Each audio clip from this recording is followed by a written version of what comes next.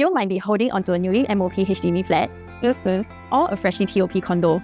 And you've probably had people tell you to sell now because the prices are super high now, right? But why are prices going up like crazy?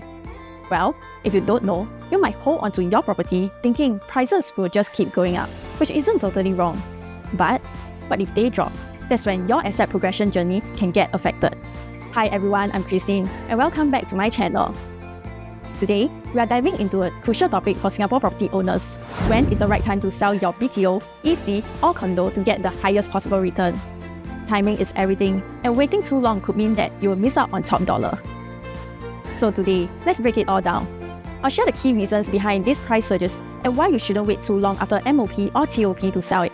Let's start with HDB flats that just hit the 5-year MOP mark, which most of us known as BTO when it first launched. Typically, prices peak right when they reach their MOP, and there are two big reasons for this.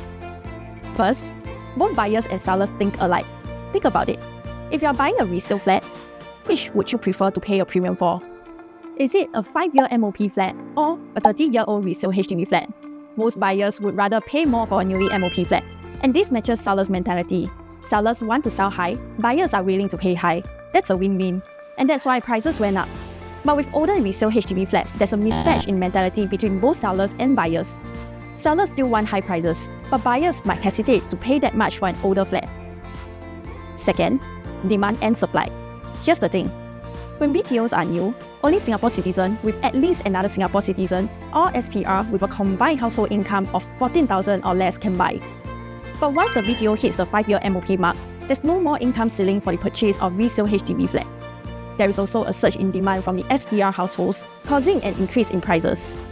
To sum up, the prices of newly MOP flats are guaranteed to be high because of the alignment in mindset between buyers and sellers, and a boost in demand from SPR households. These two driving forces are constant no matter what's happening in the market. But after the 5-year MOP mark, prices become more dependent on external factors. They could go up, drop, or just stay the same.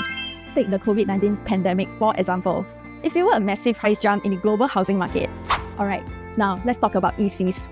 Just like BTOs, their prices usually peak around the 5-year MOP mark. And the reasons are very similar: demand and supply.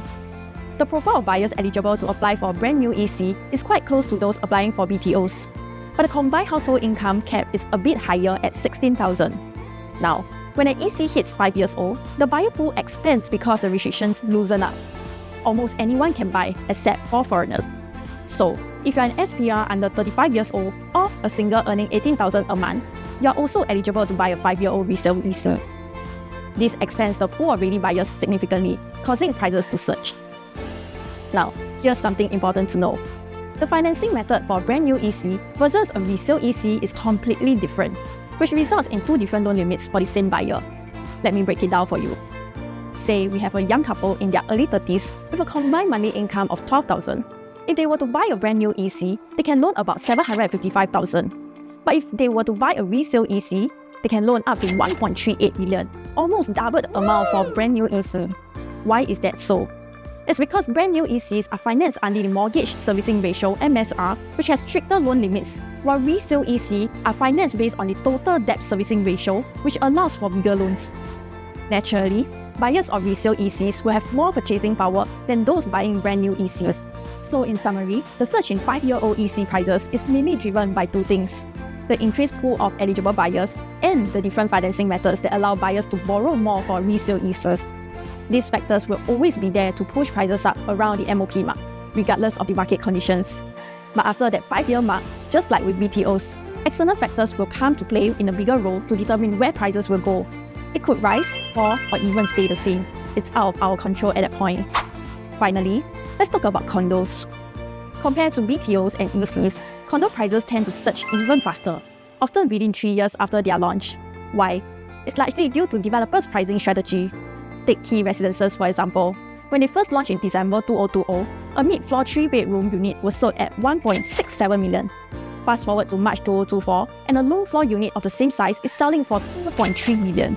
That's almost a 40% increase. Most developers are more sensitive regarding their pricing during the initial launch period because they need units to move. But once they hit a certain percentage of sales, they will then increase the prices gradually. When a developer does this, buyers who purchase during the initial phase will benefit from this. Another reason newly TOP condos are so appealing is that there is a pool of buyers who prefer a brand new apartment that they could move into right away, without the need to pay for renovations or rental in the meantime. This demand pushes prices even further. So, how does asset progression typically work in Singapore?